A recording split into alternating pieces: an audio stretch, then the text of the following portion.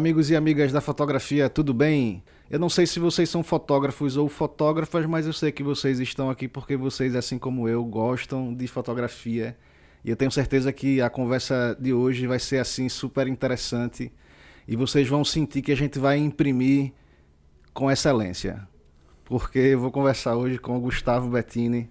Gustavo, meu irmão, muito obrigado por ter aceitado esse convite. Prazerzão, cara, valeu. Essa já era uma conversa que a gente queria ter há um tempo, porque, cara, eu acho que você e o que você tem feito para a fotografia de Recife, de Pernambuco e do Brasil é um negócio assim que tem que estar registrado da forma mais legível possível. Então, assim, antes da gente começar, eu também não posso deixar de lembrar que esse podcast, ele é um oferecimento da Escambo Fotográfico, locadorafotográfica.com, Recife Image e Escola Pernambucana de Fotografia. Sem o apoio dessas empresas, o Fotoprosando não seria possível, então muito obrigado. Gustavo, meu irmão, a gente quer ajudar a escrever a história da fotografia da nossa cidade, do estado, do país, enfim. E você é uma figura que tem uma representatividade pra gente muito grande. E eu acho que é importante que a gente ouça de você uma narrativa sobre esse teu começo de história com a fotografia, que eu acho que pode ser uma forma muito rica de a gente te conhecer melhor, assim, e entender o que tu tá fazendo hoje. Então conta pra gente como é que foi que a fotografia entrou na tua vida e o que é que tu fazia antes.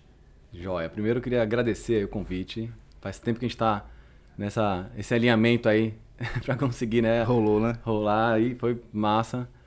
E então agradecer aí, acho que é importantíssimo isso que estão fazendo aqui mesmo, né? De trazer as pessoas, a gente ouvir, conversar, poder contar um pouco da história.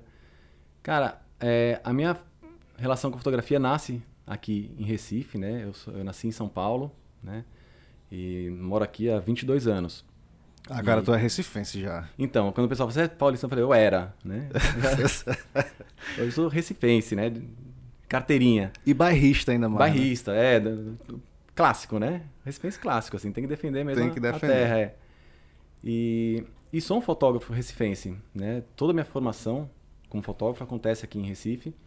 E então, até no começo era engraçado que quando eu trabalhava época em jornal, coisa assim, eu saía alguma matéria sobre algum prêmio, alguma exposição, alguma coisa, eles usavam muito essa história, o fotógrafo paulistano, tá? Eu ficava, gente, não é fotógrafo paulistano, eu aprendi tudo aqui, assim, A sua minha escola minha é a escola pernambucana de fotografia, aí levando em consideração que a escola é a representação do que se faz aqui, sim, né? do que se vive, das experiências, né? Então, sem dúvida nenhuma, minha fotografia é pernambucana.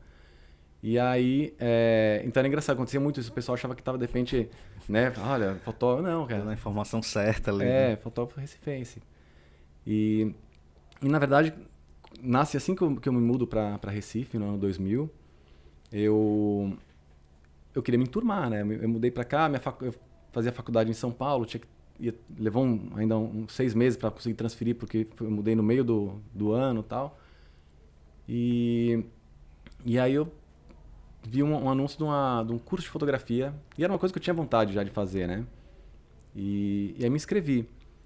E foi um pouco decepcionante, assim, porque era um curso só dentro de um estúdio, né? Não tinha nenhuma experiência fora, assim, eu doido pra conhecer a cidade, conhecer gente. O fotógrafo não era daqui de Recife, e era um cara que não gostava daqui, então ele falava mal, Recife é uma merda, eu ficava... Caramba, assim, tipo, foi horrível, assim, a primeira relação com a fotografia, porque era só... assim, fotografar produto, a gente chegava lá, botava uma xícara aqui, fotografava a xícara e ele mandava comprar filme cromo. Então, eram filmes caros, né? Caros, né? Então, pra fotografar xícara, pra fotografar, eu levava um jarro, levava qualquer coisa, porque era só dentro do estúdio. Tu caiu dentro de uma oficina de estilo. Foi. Praticamente. E aí, um dia, eu enchi tanto saco, o cara me levou pro Marco Zero aqui, pra fazer uma foto e a escultura do Breno, a Torre Cristal, tava em construção ainda, assim, né? Tava ainda, acho que não tava nem tudo pronto, eu lembro que tem umas fotos ainda desse período. Mas aí eu fiquei nessa, tipo, legal, aprendi, né? Não tinha essa facilidade de podcast, de vídeos de YouTube e coisas. Você tinha que ficar indo atrás de livro, de revista, né? Especializada. E eu comecei a fazer isso. E na minha faculdade, quando eu consegui transferir no ano seguinte, existia uma possibilidade de eu incluir algumas cadeiras eletivas, né? E eu coloquei fotojornalismo e fotografia publicitária para tentar, né, aprender um pouco mais, enfim. E aí foi nessa Só um parênteses, eu me formei em hotelaria, né? Eu comecei em São Paulo. Cara, mentira, sério? Eu sou formado em hotelaria. E aí, eu estava um dia na faculdade lá e chegou alguém lá que trabalhava lá na faculdade, na universidade lá, e falou assim, ó, quem é Gustavo Bettini? Sou eu. Achei que tinha acontecido alguma coisa, né? Porque vem alguém, tem uma ligação para você lá na secretaria. Né? Fui preocupado. Cheguei lá, era um aviso que o meu teste para o estágio no jornal era no dia seguinte, tal hora. Falei, teste, eu não me inscrevi em teste nenhum. Meu professor, né, Thiago Soares, um beijo para Thiago, me inscreveu. E eu fui fazer o teste, né?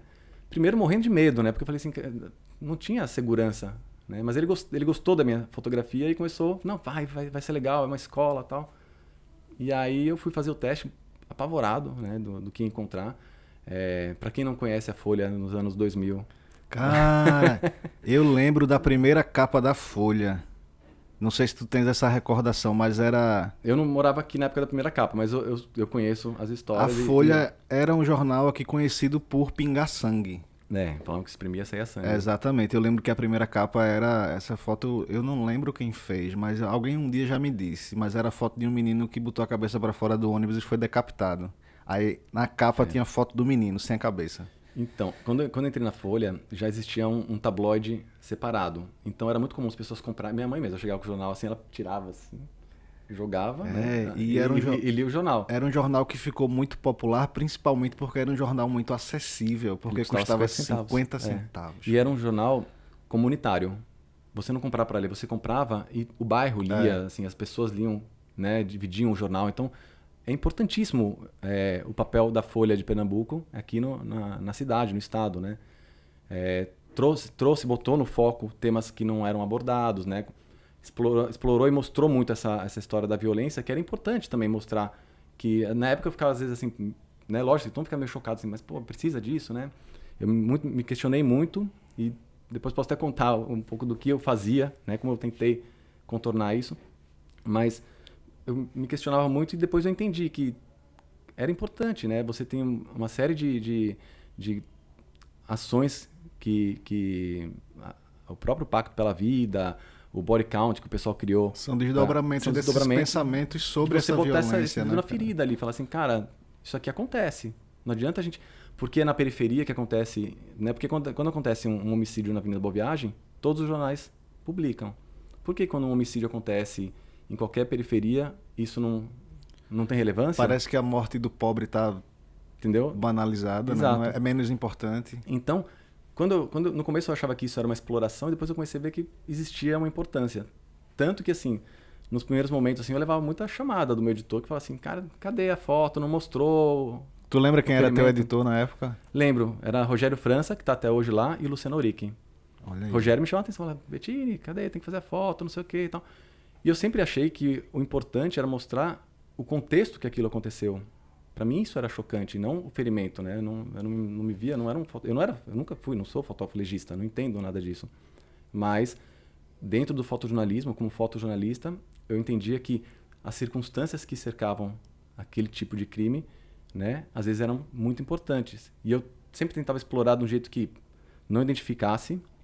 Eu acho que tu fazia um aprofundamento da narrativa daquele fato ali, né? Sempre tentava trabalhar com uma luz natural, sabe? Sempre tentar trazer... Sabe uma coisa que mais me chocava assim, em cenas dessas? Era o fato de ter muita criança. As pessoas levavam as crianças para ver pra cena do crime, né? Pra cena do crime. Eu já vi situações onde o corpo estava coberto e alguns adultos ficam assim, instigando alguma criança a ir lá e descobrir, para não levar bronca da polícia. Então a criança ia lá, sabe? Coisas assim. Isso para mim era muito chocante. Então, para mim, isso era muito mais pesado e forte do que o próprio fato do homicídio, né? Tu acha que essa relação do editor de fotografia do jornal com o fotógrafo é uma relação de poda ou uma relação de ensino? Dos Porque dois. Eu acho que a gente... Mas, cara, a gente poda a árvore para ela crescer também, né? Exato. Eu acho que foi importante, assim. Muita poda que eu levei, lógico, tinha coisa que ia contra o que eu acreditava. E eles respeitavam, né? Tanto que, assim, eu não tinha muito, talvez, o perfil para um primeiro momento pro jornal, para a parte de polícia. Mas, lá para frente, eu fiquei muito feliz de ver que o jornal mudou um pouco o perfil e começou a ter uma abordagem mais vamos chamar de delicada pro tema, né? Sem ser tão chocante. Não precisava disso, né? E aí eu fui fazer esse teste, né? E primeiro dia cheguei lá, a primeira pauta foi uma coisa bem besta, simples, que era uma foto, um almoço político, uma coisa, enfim. E já a segunda pauta, quando eu já voltei já mais animado. Falei, legal, gostei, né? Com filme e tudo. Levar pro laboratório, ficar lá ansioso, esperando ver se não tinha dado nenhum problema e tal. Aí no mesmo dia falaram assim, tem agora uma lá na FUNAI, teve alguma confusão lá tinha uns indígenas que estavam lá e o diretor estava lá dentro, ninguém podia entrar nem sair, aquela confusão. E eu cheguei lá e falaram assim, não, ninguém entra, ninguém sai, só entra o fotógrafo. Eu, não, aí me jogaram lá pra dentro. E eu tremia, assim, eu tava muito nervoso, assim, porque, assim, era um ato da porra tenso, né? O cara tava sentado ali, assim, não podia se mexer e tal. E, enfim, eu fiquei muito tempo, o pessoal falou assim, o fotógrafo tá nervoso, não sei o que e tal. Mas eu saí com... Eu lembro muito da sensação de sair nesse primeiro dia, assim, de uma coisa assim, tipo, caramba, que legal, que adrenalina boa, que sensação legal. E aí falaram, amanhã você vem de novo. E aí foi, no outro dia vem de novo. Depois uns 4 dias assim, eu falei pra Luciana, até quando é o teste? Ela falou, não, já... Você tá dentro, mas sem tá. saber que você tá dentro. E eu lembro que na época a minha esposa era minha namorada, né? Ela que me instigou muito, ela é jornalista. E a Cláudia falou assim, vai ser uma escola. A gente tinha uma viagem, a gente ia pra São Paulo, então ela falou, não, vai. Você passa lá 2, 3 meses, aprende, tem a experiência e volta pra hotelaria. Não sabia ela, né? Fiquei 5 anos no jornal, fui contratado naquele mesmo ano, né? Eu fui contratado ainda me formando, assim. Tive que aí fazer, junto ao sindicato de jornalistas, fazer a DRT, né, para ser fotógrafo. Passei por um teste. Foi Júlio Jacobina, também, mega fotógrafo. Tem que trazer ele aqui, que o cara além de ser muito inteligente, ele tem muita história, cara. Ele é que ele já se sinta convidado. Pois é, Júlio, venha. Vamos lá, vamos combinar, hein? Enriquecer muito com o Júlio. E ele que fez a análise lá, ele trabalhava no sindicato, ele que analisou lá, me aprovou, tal. Tinha carteirinha de jornalista, tal. E aí passei 5 anos no jornal, assim, adorando, procurando sempre mais... Me encantava muito mais a parte cultural. Acho que isso era uma coisa que às vezes as pessoas não se interessavam. Porque assim, show é num horário que ninguém tá afim de ir e tal. Então eu gostava muito de fazer. Carnaval, que tinha um caderno gráfico, assim, especial de fotos. Eu adorava fazer, porque a gente fazia as fotos e vinha grandona e colorida e não sei o quê, né? Porque foto colorida em jornal é luxo, né? Não eram todas as páginas que são coloridas, né? Geralmente capa, né? Capa. Algumas matérias especiais. Eram alguns cadernos que aproveitavam na impressão.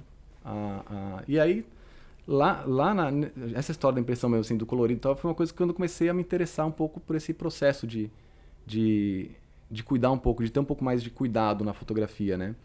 Porque a impressão de jornal, ela sofre muito, né? Do que você... E assim, a gente fazia... Imagina, a gente fotografava em filme. Aí ia para um laboratório, fazia a revelação, depois se digitalizava lá no jornal. Assim, você não tinha mais controle nenhum. Você ia ver a foto... Você não pós-produzia seu material. Nada. Tem que confiar no laboratorista e no editor, né? Exatamente. E assim, a equipe era muito legal lá da Folha. E eles eram muito receptivos. E aí eu comecei a frequentar a sala do lado, que era a sala de arte, né, e tratamento. E eles começaram a falar assim, eu falei, porque eu vi essa foto aqui que eu fiz, que tinha uma luzinha da janela, que era um fundo mais escuro. Por que ficou meio, né, como diz aqui, fubento, né, aquela coisa meio sem cor e tal. Aí falou, não, é porque por conta da impressão, se botar muito escuro aqui, lá vai Cara, que encharcar demais. Tu tava conversando com a galera da arte, do Parque Gráfico. Do Parque Gráfico, e comecei a frequentar esses lugares, assim. Eu era o cara que... Se eu não tava em pauta, eu tava ou lá. Com o Ivo também, abraço o Ivo. Eu tava no Parque Gráfico, a galera perguntando e vendo. Se apropriando das etapas do processo. Então ele fala assim, né? cara, pra você conseguir essa profundidade, você tem que ir na foto compensar um pouquinho aqui, pra eu conseguir aqui segurar isso, pra lá. Então eu já fotografava pensando como é que isso ia resultar. Né? E uma outra coisa era também passar um pouco da intenção. Porque às vezes a foto tinha um claro e um escuro, né? E às vezes no tratamento as pessoas entendiam que tinham que clarear a parte escura e escurecer a parte clara, enfim, homogeneizar. Médio, né? E às vezes às vezes não, fazia isso diariamente, assim. Eu tinha uma foto que eu precisava de um cuidado maior, eu ia lá, falava com o Ferraz, falava com o Ivo, o pessoal da arte lá, e falava assim, a foto tem essa característica, essa, não sei o quê. E eles respeitavam, né? E depois na diagramação, quando começava a diagramar, eu ia lá ver assim, se não cortaram. Eu falei, essa aqui... Ah, porque é vertical. Eu falei, não, mas peraí, tem uma vertical, deixa eu correr lá. Corria lá, pegava a vertical, trocava, não sei o quê. Mas tu via se os outros fotógrafos tinham essa mesma preocupação ou era uma coisa que te inquietava em particular? Não tanto. Eu tinha sorte que eu trabalhava no horário de fechamento do jornal, então eu pegava esse processo todo. Mas como eu era o cara mais assim, cri-cri, que ficava indo lá ver, ó, e aí, não sei o que e tal. Mas sempre de boa, assim, né? Nunca, acho que você não consegue nada com chatice, né? E aí a galera começou assim, tipo, Bettini, ó, tem uma foto de Cris Dias, né? Cris trabalhava de manhã, a gente revezava equipamento, inclusive, né? Ela fotografava de manhã e eu pegava o equipamento e fazia à tarde. Essa foto de Cris aqui tá precisando cortar. Será que... Aí, às vezes eu entrava nessa de ajudar, assim, tipo, ó, vamos ver isso aqui, ó, não corta aqui não, ó, precisa cortar. Eles me davam essa autonomia de chegar lá e dar um pouco de pitaco na foto dos outros porque também, eles foram cuidado. sentindo, né, o Muito, potencial que se tinha de muito. contribuição nesse Não era com todo mundo, mas trabalho. assim, tinha um outro que tinha essa liberdade que me chamavam, né? Então, isso foi muito legal, assim, me ajudou muito. Até me encantar um pouco mais por esse processo todo. Cara, quando o analógico começou a perder força, que entra o digital, tu tava no jornal ainda, tu acompanhou essa transição? Tava. A Folha foi a última, assim. Era meio frustrante, assim, né? O JC já transmitia, cara, foto, assim, na pauta. E a gente fazia foto. Futebol, a gente tinha que ficar assim, para quem não vai para campo ou quem nunca fotografa futebol, geralmente fica um fotógrafo em cada fazendo um ataque, né? Então, assim, quando tinha um contra-ataque pro outro lado, se eu tava com 20 fotos ou mais batidas, eu tinha que rebobinar e trocar, porque senão, se eu tivesse 10, 12 fotos só sobrando, eu podia perder um lance de gol. Então, cara, que aflição. Era horrível, assim. A gente tinha... Outra coisa, a gente fotografava, a gente tinha filme ISO 200, 400, 800 era luxo e 1600 era uma raridade, assim. Então, assim, a gente puxava filme, né? A gente fotografava 800 como 1600 e tinha que avisar o laboratorista para compensar, né? Coisas do século passado. A vida do fotógrafo não era fácil. Não era fácil. Eu acho que hoje a gente está desfrutando aí de algumas comodidades, né? Sim. Eu acho que é legal porque a gente tem... Não era fácil, te obrigava a entender muito do processo. Então, assim, eu tiro o chapéu para a escola pernambucana, porque eu acho que os fotógrafos, e falo isso, sempre que vocês vão lá no ateliê e tal, eu acho que é importantíssimo, todo mundo que está querendo se capacitar, não ficar só atrás de como foi feito, pegar a fórmula mágica de coisa, isso não leva a lugar nenhum. Conhecimento, estudo, treino, é isso que vai te dar bagagem, lastro para você fazer o que você quiser. Então, assim, acho que isso é importantíssimo. Então, a gente tinha essas coisas de entender, né? Mas hoje, com a fotografia, né, digital, a gente tem que entender de coisas que a gente não entendia. Balanço de branco era uma coisa do universo de vídeo, né? A gente tinha uma série de dificuldade, tinha em alguns momentos uma latitude maior em algum tipo de filme, né? Que no começo as digitais não tinham.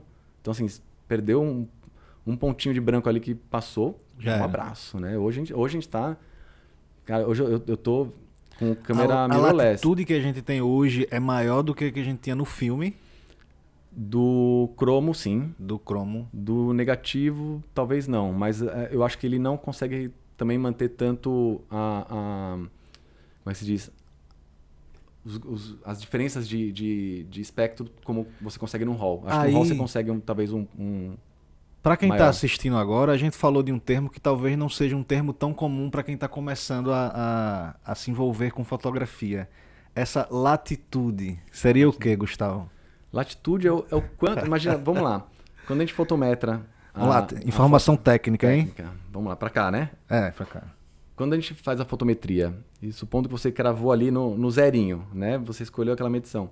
Latitude é o quanto que aquela fotografia vai aguentar para mais e para menos. Quanto maior for a latitude, mais ela aguenta para mais e para menos. Sem estourar. Sem estourar. Hoje você tem recursos como o HDR, que justamente é um alcance dinâmico maior, amplo, maior. Né? Que você faz através de... Enfim, depois vocês venham na escola aqui e aprendam, mas é fazer com fotografia, justamente com fotometrias diferentes, né? Mas quando você fotografa em RAW, você consegue ter um alcance... Uma latitude maior, né? No cromo você tinha meio ponto, né? Uma coisa assim... É muito estreito, né, cara? Muito estreito. E a gente usava filme no jornal, né? Por conta... Também não tinha Isso significa que você não podia se dar ao luxo de errar muito, né? Então você imagina um ano eleitoral como esse, a gente fazendo campanha para presidente. Vinha, sei lá, Nem Lula pensar, vinha né? fazer campanha aqui. Na época até era curioso que era Lula contra Alckmin. Eu fiz essa campanha em 2006. E era uma loucura, porque às vezes a gente tava com um filme ISO 100, ISO 200, fazendo os caras caminhando em sol a pino e eles entravam na casa de alguém. Ferrou. Aí tira o filme, troca, bota o quadro, quando você começa a fotografar, o cara sai de noite, troca. Era uma loucura. A minha câmera tinha um negócio que ainda conseguia deixar a linguetinha do filme para fora. Então, eu já marcava assim, fiz 13 chapas aqui, fiz 13 fotos. Rebobinei, anotei ali, troquei, vou fazendo quando eu volto para ali, eu tampo a câmera, avançava até o 15 ali, para não ter perigo, e continuava. Então virava uma loucura. Você via o filme revelado ali depois, tinha de tudo. Cara, isso é coisa de ninja. Você realmente tem que estar muito harmônico com as questões técnicas da fotografia para não se embananar nisso. Sim, então assim, assim, é uma escola maravilhosa, jornal, né? E a história do que eu estava falando do futebol era isso. A gente tinha que trocar e fazer os filmes e mandar pelo motorista do jornal para ir levando enquanto isso o filme para revelar na redação. E assim, e de repente, o primeiro tempo lá, um time tava fazendo gol, detonou e de repente no segundo tempo virou o jogo. Então assim, se nada mudasse, as fotos do primeiro tempo já eram que estavam entrando né? no caderno. Agora, se mudasse, geralmente a gente tinha que pedir aquela história, parem as máquinas, segura a capa que o cara meteu a mão no outro aqui e a foto agora é essa, né? Então... A gente tinha, Gustavo, uma série de necessidades de ter uma competência técnica para poder fazer a foto acontecer errando o mínimo, né? Você tem que conhecer o processo. A gente está vendo hoje os equipamentos fotográficos com automatismos cada vez mais eficientes. Como é que tu enxerga isso? Tu acha que isso é bom para fotografia porque, sei lá, de repente você tá ali dando acesso para mais pessoas criarem coisas interessantes? Ou tu acha que a fotografia vai perdendo porque o processo vai ficando eu acho que em segundo talvez plano? essas ferramentas mais automáticas das câmeras faziam até mais sentido antes do que hoje. Porque acho que é isso, às vezes as pessoas não tinham a segurança e talvez até adquirirem podiam experimentar. Eu acho que hoje quem busca algum tipo de facilitação com alguma coisa mais automática, tem uma ferramenta excelente que chama celular. E você consegue fazer coisas muito legais com o celular. A gente vê ensaios maravilhosos. Ele tem uma latitude enorme, né? Que você fotografa com qualquer câmera. E olha lá no displayzinho a foto crua. E fotografa com o celular bacanão. É muito mais bonita a foto do celular. Muito mais bonita, né? Mas não quer dizer que ela seja melhor ou pior. Não vou entrar nesse mérito. Mas com muita frequência a gente tem que explicar para os alunos que estão começando aqui. Isso é uma coisa muito recorrente. Por que a foto do celular dele fica mais bonita do que a foto que está saindo da câmera? Porque ainda não está pronta, né? Exatamente, está crua. Está crua, né? Então, assim, é importante, assim, acho que mas eu acho que com a digital você consegue experimentar e já ver o resultado imediato que com o filme não tinha, né? Você tinha que fazer e, tipo, imagina, fazendo um protesto lá, tinha uma coisa, eu fotografava, eu não sabia exatamente se eu peguei o clique do jeito que eu imaginei, se o foco estava perfeito. Tem que ter muita confiança. A gente fazia, né? E eu descobri também, quando eu entrei no jornal, eu usava o foco automático. Porque míope, não usava óculos, que achava que não precisava. Então tinha muita dificuldade de fazer foco. A minha primeira câmera era uma Zenith, que dava raiva, não acertava um foco, né? Era aquele foco bipartido, assim, era um inferno aquilo. E aí quando eu comprei a primeira câmera com foco automático, eu falei, cara, minha vida é essa agora, né? E depois comprei uma outra que tinha aquele eye control, que você olhar, o foco ia no olho. Você olhava aí pra Valério, o foco ia nele. Eu olhava pra você, o foco vai aonde você olhava. Era sensacional. Até um dia que no meio da pauta quebrou o autofoco da câmera. E eu fiquei, caramba, ferrou. Porque, quebrou tua bengala, né? Quebrou minha bengala. E eu me desesperei porque era isso. Eu falei assim, cara, se de cada 10 fotos que eu fazia no foco automático, 8 estavam no foco, eu vou ter que fotografar muito, ficar muito esperto aqui pra ter metade aqui. Eu muito inseguro com a história do foco automático, de repente, né? E aí quando eu cheguei na redação, pra minha surpresa, praticamente todas as fotos estavam no foco, assim, com aproveitamento maior do que com... Então eu vi que, pô, eu tava usando uma bengala por safadeza, assim, né? Então, assim, melhorou muito minha fotografia, assim, a agilidade da minha fotografia quando eu comecei a fotografar manual. E no fotojornalismo isso... Porque tinha uma coisa meio assim era bonito, né? O cara que faz tudo no manual e tal. Mas, Parece que você é mais conhecedor do exato, processo, né? né? Então, se você usasse um foco automático, você fica meio com vergonha, assim, pô, não sei o que e tal. Mas, cara, de fato, assim, no momento, naquele momento, assim, subiu muito, assim, a qualidade e a velocidade na produção de uma foto. Porque eu já sabia que eu tava esperando, assim, se eu via que acontecia uma coisa, meu foco já estava pronto ali. Não esperava a câmera, porque você vai clicar, a câmera vai fazer o foco. O Quando você... mérito é pelo processo ou pelo produto final? Vamos lá, a gente falou Cara, da Torre de Cristal, do Brenan. ah, Não foi ele que construiu, cara. Ele pode ter sim. concebido, mas tem lá as pessoas que vão lá e operam pra ele e fazem aquilo acontecer. Cara, eu acho que tem que ter crédito para todo mundo, né? Exato, Você assiste cara, um filme, exato. assiste até o final do filme, vê o que tem de crédito, né? A gente falar que esse aqui é meu livro, esse aqui é meu... Não, cara, isso aqui é de muita É do gente, cara. coletivo, né? É. É do A gente coletivo. tá falando do Entre Meios, cara, Entre Meios é uma galera. É uma galera que faz parte, assim. Desde a galera que ajudou a gente lá no sertão a dar uma dica.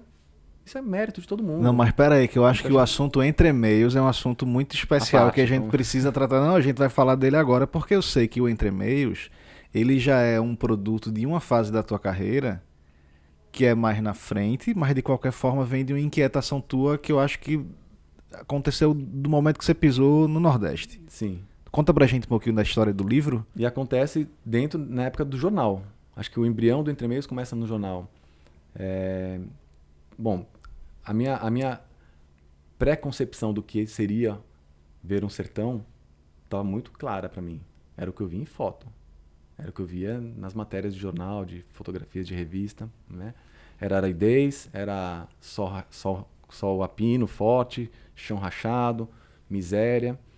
E aí, as primeiras pautas que eu fiz pelo jornal tinham essa abordagem também, né? Mas quando eu cheguei lá, me deparei com outro sertão que eu não imaginava que existia, de uma população forte, de uma cultura sensacional, né? E de uma beleza assim que, cara, a paisagem é maravilhosa, as construções são lindas, assim, os tons, assim, eu fiquei encantado pelo sertão. E aí, anos depois, com Lia Lubambo, que foi minha sócia, a gente tinha uma agência que a gente fazia alguns ensaios, trabalhos para revistas, coisas assim. E aí uma vez a gente estava lá no Vale do Catimbau e eu falei um pouco dessa minha inquietação. Falei, vamos fazer um ensaio sobre o sertão? Ela, bora, não sei o que e tal. Aí eu falei assim, ó, mas eu acho que tinha que ser de noite. Porque assim, eu não vejo o sertão à noite. Quando falo em sertão, eu só imagino o sol, não sei o quê. E ela topou na hora. E aí a gente começou. Foram 3 anos de idas e vindas ao sertão. É um ensaio longo, né? Era um ensaio longo. Já pensando em exposição, né? Então a gente pensou e fez com critérios, a fotografia tinha critérios para suportar grandes ampliações. E aí foi, mas assim, foram anos não de fotografia, mas de aprendizado, porque assim, a gente começou com fotografia, a gente foi lá, longa exposição, joia. Mas como isso funcionar? Porque assim, a câmera consegue fotometrar até 30 segundos. Depois disso, É a esmo, né? a esmo. Praticamente. Então assim, imagina você fala assim, então vou tentar meia hora. Aí você bota meia hora e fala, eita, foi pouco. E você tem que esperar meia hora e tem que ver depois. Aí é uma E a gente fotografia fazia lenta, ainda, a gente literalmente. ainda fazia aquela redução de ruído para ver, não sei o que, então era mais meia hora esperando. Então, assim, a gente precisou chegar a aprender para poder produzir. Então, assim, eu brinco que o Entre Meios é um pedido de desculpas ao sertão, né? Porque eu acho que a música, a poesia sempre tratou o sertão de uma maneira muito mais adequada do que a fotografia, né? E hoje eu vejo ensaios lindos assim, né? Existem, não assim, no Entre Meios não mudou nada assim, mas tem muitos ensaios lindos sobre o sertão, mas não é isso que as pessoas imaginam quando você fala de cara do sertão, ainda mais fora do Nordeste, né? Então, assim, é um pedido de desculpas, assim, a gente queria mostrar um sertão rico, forte, né? Com belezas naturais e belezas das pessoas, assim, né? Então, no primeiro momento a gente queria fotografar longe de qualquer centro urbano, né? Então afastado de qualquer luz artificial. Depois a gente viu que a gente precisava, que o sertão também tinha seus vilarejos, seus, né, rincões ali. A gente começou a procurar esses lugares também. E depois a gente falou assim, cara, tem que ter pessoas. E aí que ficou complicado, porque como fotografar uma pessoa com uma exposição de 15 minutos, 20 minutos, meia hora? Não era um segmento que vocês tinham passeado antes. Vocês estavam realmente Não, aprendendo ali descobrindo. do zero. Sim. Interessante.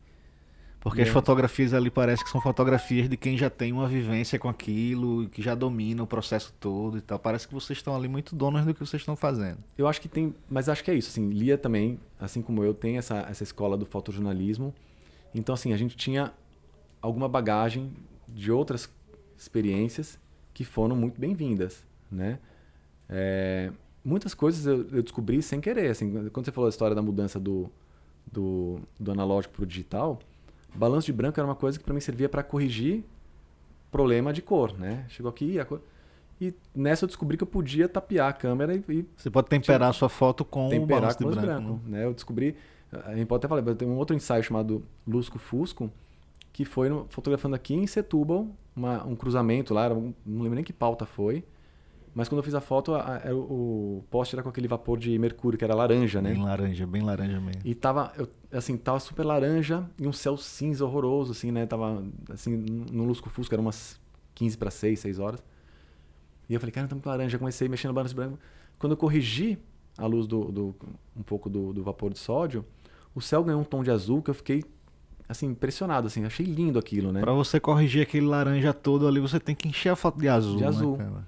E aí eu lembrei de uma... Aí quando a gente começa a falar de bagagem, quando eu tinha meus 10, 11 anos, eu lembro que eu tinha um livro infantil lá que eu li, que era... Eu não lembro se o nome era Uma Noite na Floresta, mas enfim, se passava numa noite na floresta, e ele era todo ilustrado, essa madrugada na floresta, era em tons azuis, né? Então o céu ele era em vários tons de azuis, as silhuetas da floresta. Eu vi um artista plástico dizendo que quando ele ia pintar sombra, quando ele ia ensinar a pintar sombra, as pessoas faziam associação a pintar de escuro, botar preto e tal, mas não, ele recomendava colocar roxo, azul, para fazer com a minha filha sombra. Isso. Minha filha me ensinou, minha filha vai fazer 15 anos, pinta maravilhosamente bem, e ela me ensinou que ela faz a sombra com a cor complementar.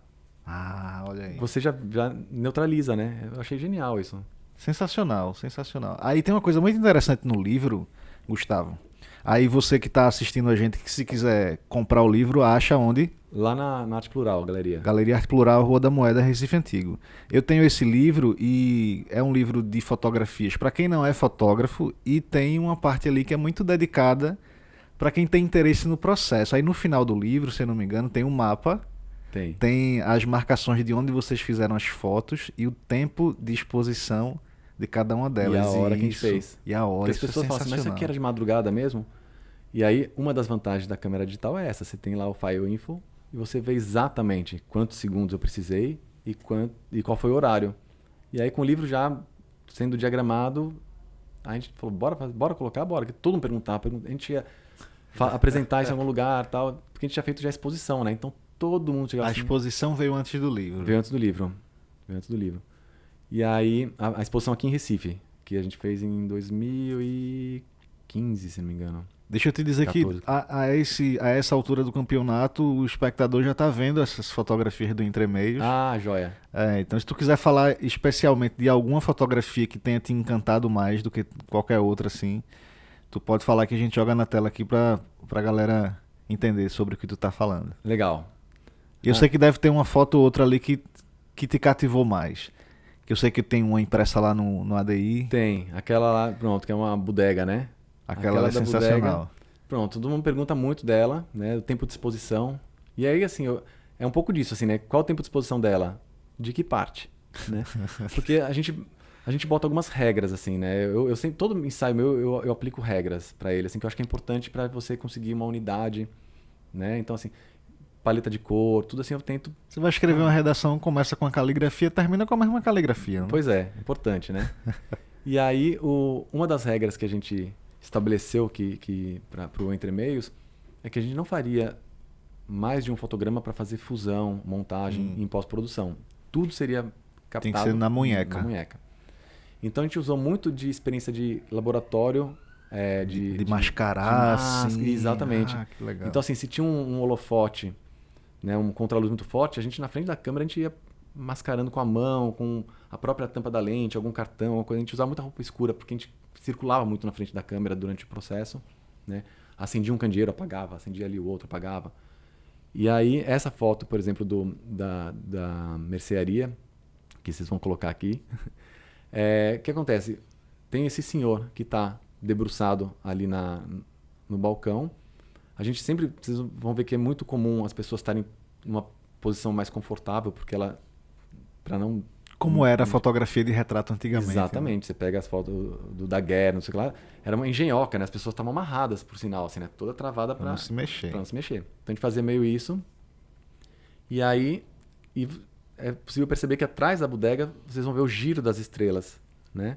Então, lógico que o tempo de exposição onde está o senhor é menor do que o tempo de exposição que precisou para as estrelas. Vocês mascararam ali, né? Nesse caso específico, a gente acendeu todas as luzes da bodega, da frente ali, começou a fazer a captação e aí a gente ia apagando. Apagava a bodega, ia apagando todas as luzes. Inclusive, ele sai da bodega e termina a fotografia. A fotografia está acontecendo ali agora, nesse momento, só para as telhas e assim, tudo que é externo ali, que não é iluminado pela luz artificial. E ele fica lá conversando com a gente por mais 10, 15 minutos até completar a... Vocês lá mascarando. Não, nessa a gente só apagou. Sim. Algumas a gente mascarou. Algumas situações a gente precisou fazer máscaras e tal. Mas assim, aí era cada caso, a gente fazia de um jeito, né? A gente levou para ele essa fotografia, ele ficou feliz da vida. Levou livro também. Isso também é uma parte muito legal, né? Eu imagino. Eu lembro de uma foto que tu sempre comenta dela do livro, que é a foto da mesa de sinuca. Sim, porque ali é um pouco sobre a abordagem, assim, a gente fica... Tem algumas fotos que eu falo assim, do que vocês acham que se trata essa foto, né? Aí todo mundo olha e tem uma mesinha de sinuca ali, assim, né? Como quem não quer nada.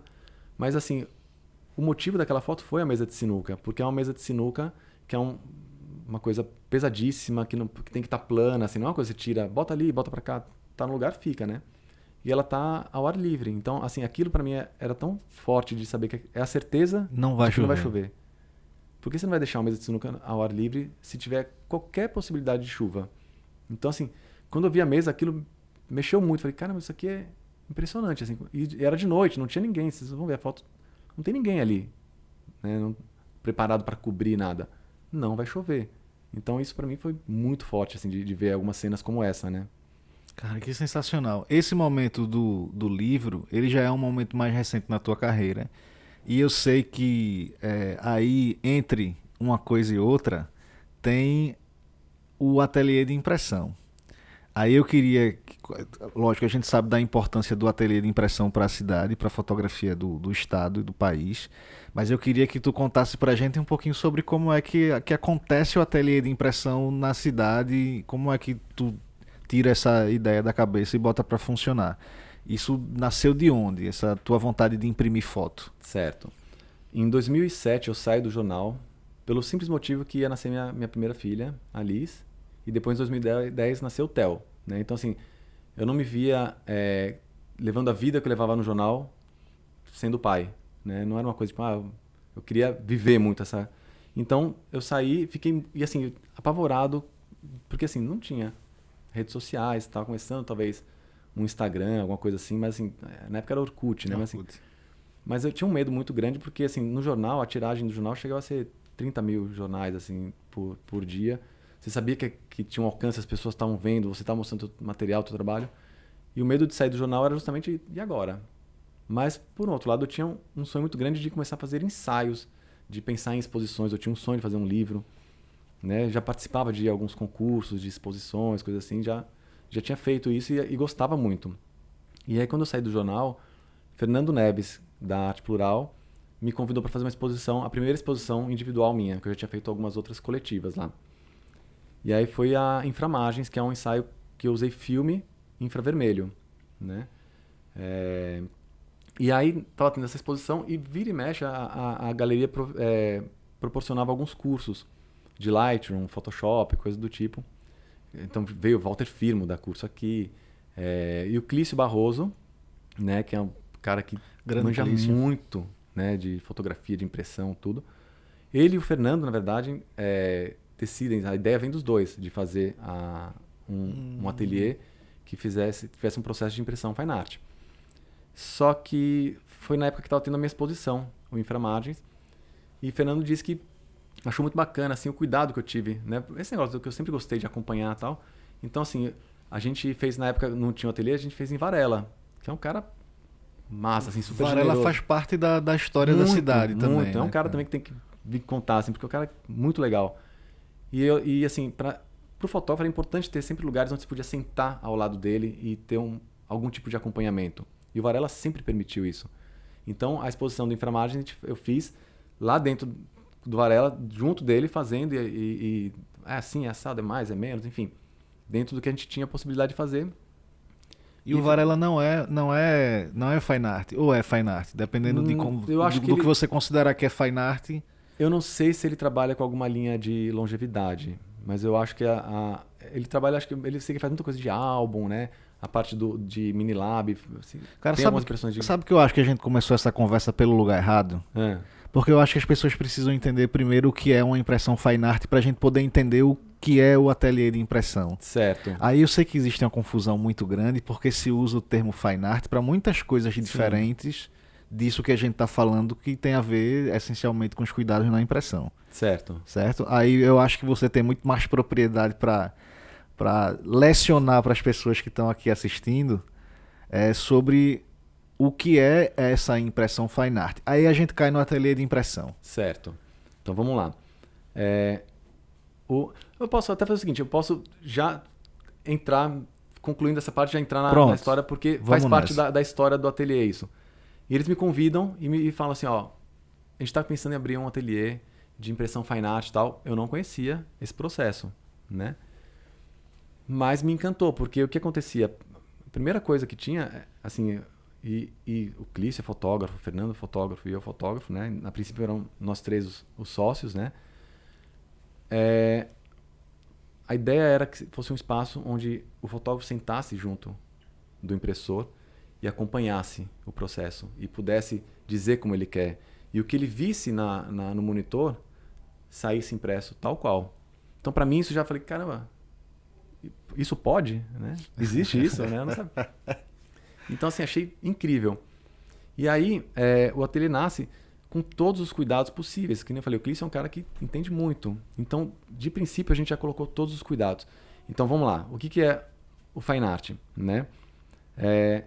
O termo fine art, que nem você falou, aparece em vários lugares. Né? Mas, basicamente, você pode chamar a fotografia fine art, que é a fotografia que, a princípio, se desassociava da fotografia comercial. Então, eu podia fazer uma foto dessa caneca aqui para divulgar nas redes sociais para você, mas podia fazer uma foto de uma caneca toda para botar numa galeria. Então, era uma maneira de separar o que era comercial e do que era arte. Né? O termo fine art vem de belas artes e também é usado dessa maneira. A impressão fine art, ela é uma impressão que segue processos, né, que são super rigorosos, e o resultado desses processos é uma impressão fine art. Então, não é só material, não é só botar luva, não é só... É seguir processo. Então, vai desde a cor da parede que o ateliê é feito, para não interferir na percepção da gente. Porque não adianta. Ateliê podia ter umas luzes coloridas assim? Não. Ficaria lindo, mas não pode. Porque é isso, quando a gente fala assim de vamos sentar junto do impressor. Gente, esse aqui é Lucas, vocês conhecem Lucas? Aí, Lucas. Valeu, Lucas. A gente não corta não, a gente deixa fluir. Então, maravilha. Desculpa, é que vai começar a ficar... Então, o que acontece? Não adianta o fotógrafo sentar do lado do impressor e os dois estarem vendo coisas erradas. Né? Então, a gente tem que ter um ambiente que seja neutro e estável, né? Para o que eu esteja vendo no monitor seja fiel. Então, para isso, eu preciso ter paredes neutras, e a gente usa um cinza N8, que é o mesmo cinza do fundo do Photoshop, por isso que o Photoshop tem aquele tom cinza. A gente usa lâmpadas Chroma 50, também que tem um balanço de branco de 5.000 Kelvin. Tá ali no meio, né? Não tem nem adição de nada, né? Os monitores são calibrados com espectrofotômetro, né? As impressoras são calibradas, a gente fala calibradas, mas a gente cria perfil de cor, ou seja, a gente é uma receita, né, para que naquela impressora com determinado papel as cores saiam do jeito que eu estou vendo no monitor. Uma coisa que eu acho muito interessante é que esse processo de calibrar o monitor para cada material que você vai imprimir a foto permite você lá no Lightroom, eu vi vocês fazendo isso, achei extraordinário, que é você ter uma prova virtual daquela sua imagem em como ela vai ficar em cada papel. Cara, isso é sensacional. E a gente só consegue fazer Calibrando. Tendo um monitor calibrado e tendo perfil de cor criado. De cada papel. De cada papel. Porque o perfil de cor é isso. Imagina que uma receita que vai me dizer se aquele papel ele vai conseguir reproduzir todas as cores, né? Então, assim, a gente chama de gamute, né? Esse gamute, essa área de impressão de cores que ela consegue produzir, cada papel tem uma limitação. E eu vou saber qual é a limitação de cada papel. Valeu. Eu achei super interessante e eu acho que isso realmente coloca o fotógrafo que vai imprimir a foto numa condição assim ideal para você ter o seu material materializado, porque é muito frustrante, Gustavo, você investir o seu tempo ali para tratar sua foto, para manipular, seja lá o que for, e na hora que você vai imprimir, a fotografia está totalmente diferente do que você está vendo na tela. Isso é muito frustrante. Aí saber que a gente consegue solucionar isso a partir desses cuidados é um negócio assim que bota a gente numa condição muito Por isso que a gente fala que é mais processo, confortável, né? né? Porque assim, tudo isso não é visível, mas é fundamental, né? Então assim, a gente trabalha com papéis de belas artes, só com linha de conservação, de longevidade. Os pigmentos das impressoras são pigmentos minerais. Elas usam 12 cartuchos, né? Uma impressora comum usam 4 cartuchos. Ela usa 12 para conseguir fazer passagens de tons. Então, assim, quando eu brinco assim, o mais fácil é ver a luva, talvez a parede cinza, mas todo o resto não é visível. E aí a gente ficava meio assim, e aí? Né? Assim, não é, fine art? Tem toda essa parte que não é visível, mas é fundamental, né? E então o ateliê nasce com esse cuidado de vamos ter um lugar onde o fotógrafo possa vir e ter esse protagonismo, né? Porque às vezes a gente entregava um material e ficava torcendo para dar tudo certo. E aí, na verdade, não cabe o meu gosto, né? Cabe o gosto do artista. Ele vai dizer se o céu tá naquele tom, se é aquele tom mesmo, se é mais claro, se é mais escuro, se é mais azul, mais esverdeado. Esse excesso de exposição que tu tem a essa, acho que infinidade de fotografias que são impressas lá, te fazem desenvolver, acho que uma percepção mais, sei lá, de repente mais aguçada, uma percepção mais aguçada para pequenos detalhes, assim, para nuances de cor, nuances de contraste, e lógico, eu acho que isso amplia teu repertório muito à enésima potência. É isso, assim, quantas exposições você vê por ano de fotografia?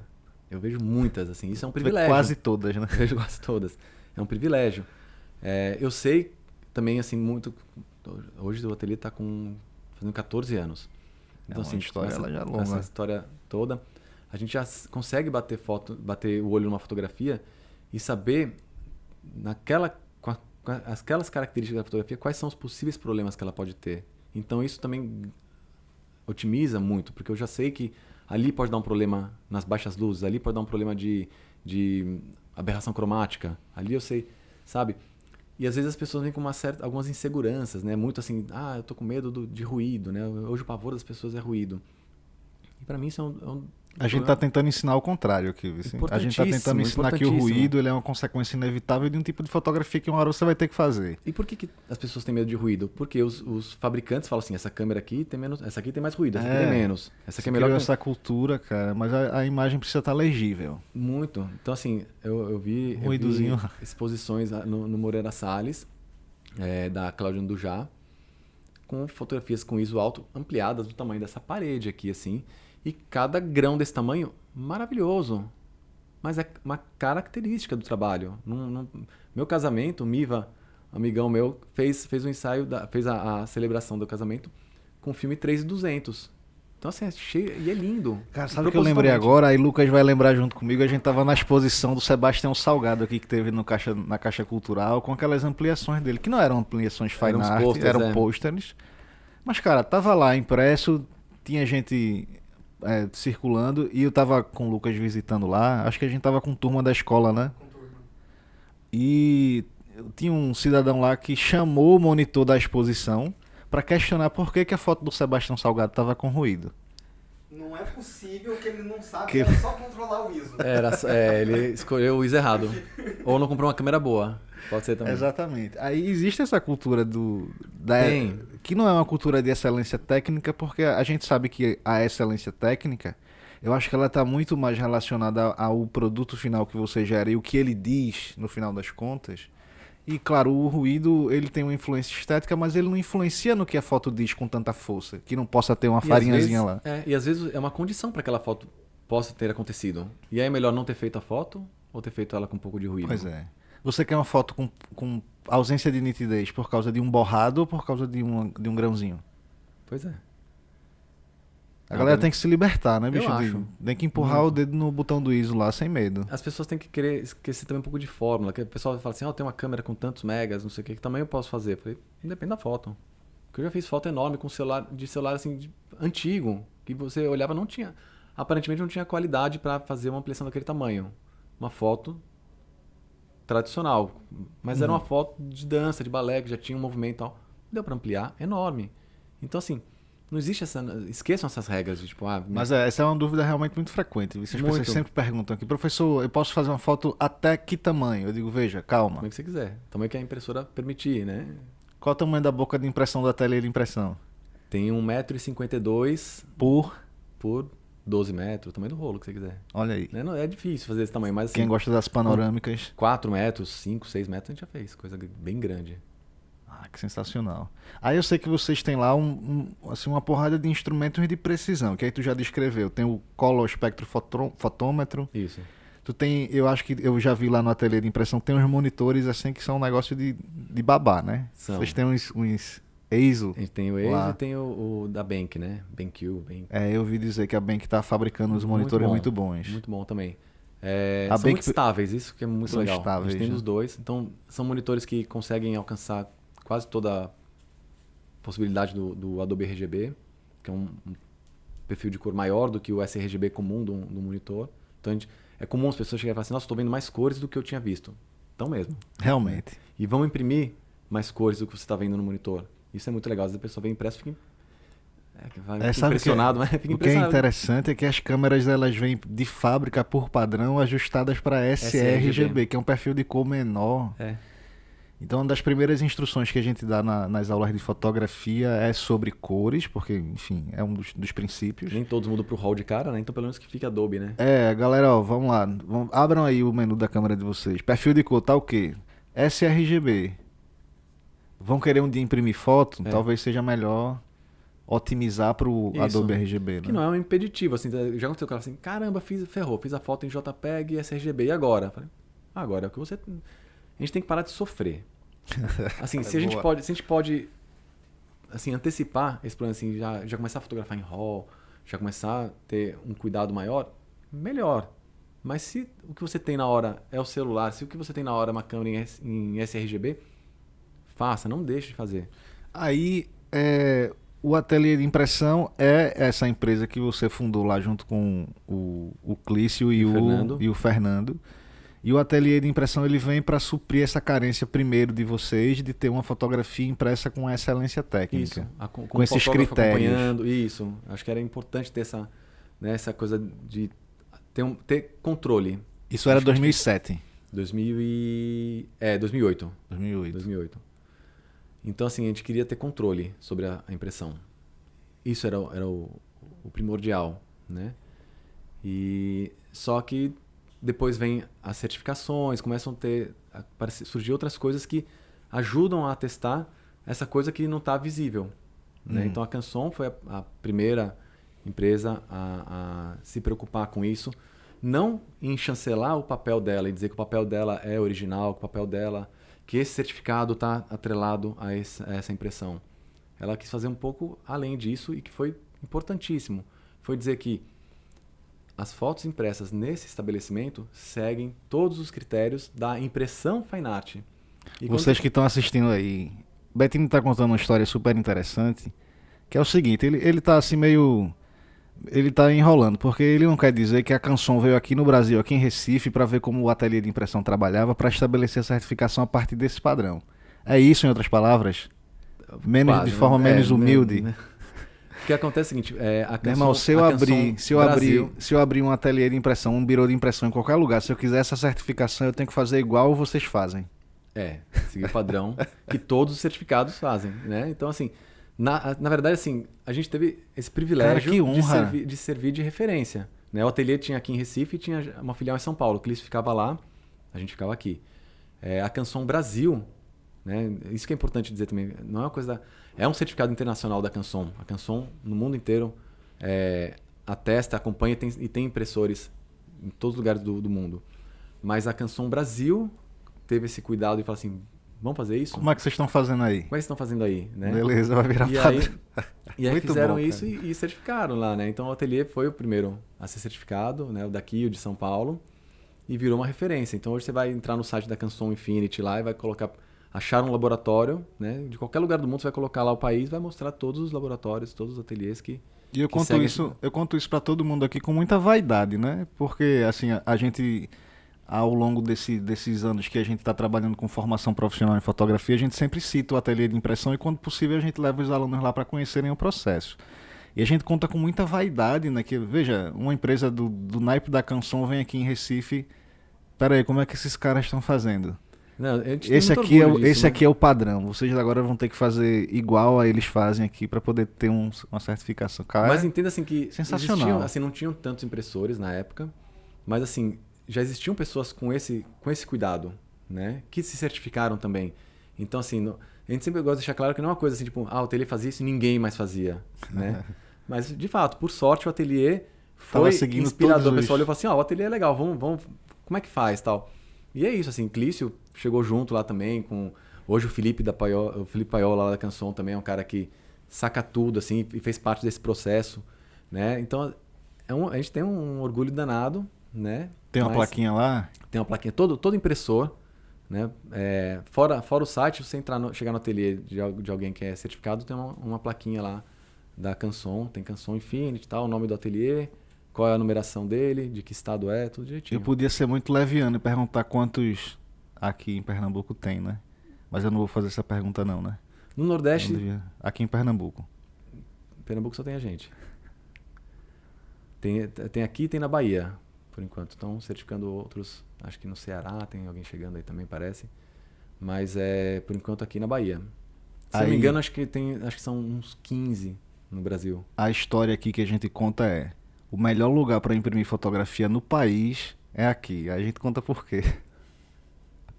Cara, a gente vai começar a cobrar as comissões aí do ateliê, viu?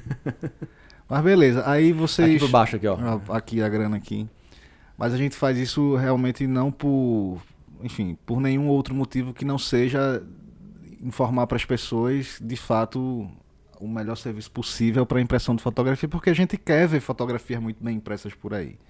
Então, os outros lugares que fazem impressão de foto que corram atrás.